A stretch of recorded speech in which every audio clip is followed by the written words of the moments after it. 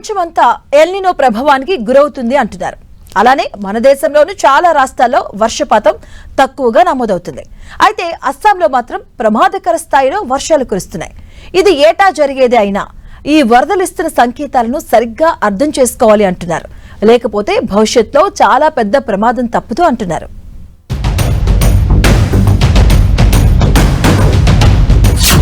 దేశంలో ఓవైపు వానలకు కరువు,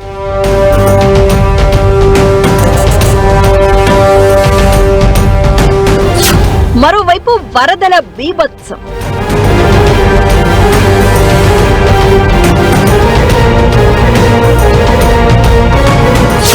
గ్లోబల్ వార్మింగ్ ఎఫెక్ట్ ఇది.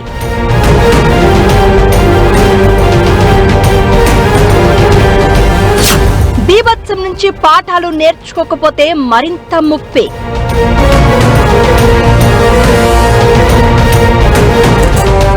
అస్సాంలో వరదల బీభత్సానికి ఈ సీజన్లో 101 మంది చనిపోయారు. 1,68,000 మంది నిరాశ్రయులుగా మారారు. రాష్ట్రంలోని 15 జిల్లాలు వరదలోనే మునిగిపోయాయి. దాదాపు 11,000 హెక్టార్లలో వ్యవసాయాన్ని ఈ వరదలు దెబ్బతీశాయి. అస్సాంలో ప్రతి ఏటా ఇదే పరిస్థితి చోటు చేసుకోవడాన్ని బట్టి చూస్తే ఇతర ప్రాంతాలు కూడా నేర్చుకోవాల్సింది చాలా ఉంది అనిపించక మానదు. అసలు ముందు అస్సాంలోని యంత్రాంగమే గుణపాఠాలు నేర్చుకోలేదు. అందుకే ఇంత పెద్ద ఎత్తున ఏటా వరదలకు నష్టపోవాల్సి వస్తోంది.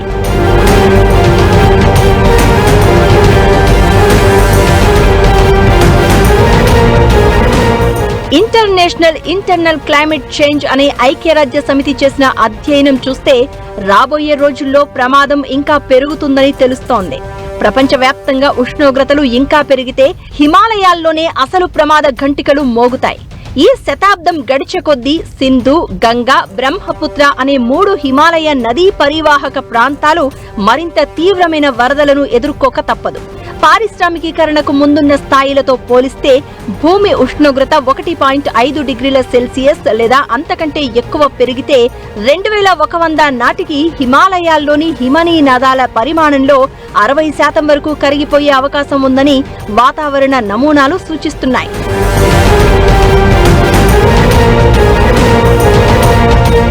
మరి ఈ హిమానీ నదాలు కరగడానికి, వరదలకి కారణమేంటి అంటే అస్సాంలో ప్రవహిస్తున్నది బ్రహ్మపుత్రనే. ఈ నది పొంగినప్పుడల్లా ఇక్కడ వరదలు సాధారణంగా మారిపోయాయి.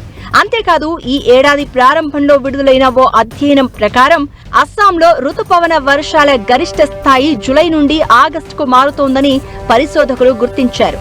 అలాగే రుతుపవన అనంతర వర్షపాతం పెరుగుతూ ఉండగా రుతుపవనాలకు ముందు కురిసే వర్షపాతం తగ్గుతోంది. దీని అర్థం ఏంటంటే వర్షాలు కురిసే కాలం తగ్గుతోంది, కానీ వాటి తీవ్రత పెరుగుతోంది. అంటే అకాల వరదలు, కరువు అనేది వెంటనే చోటు చేసుకుంటాయి. అడవుల నరికివేత పెరగడం, అస్తవ్యస్తమైన పట్టణీకరణ, నదీ గర్భంలో తవ్వకాలతో పాటు కొండ ప్రాంతాల్లో మైనింగ్ వంటివి వరదల తీవ్రతను పెంచుతున్నాయి.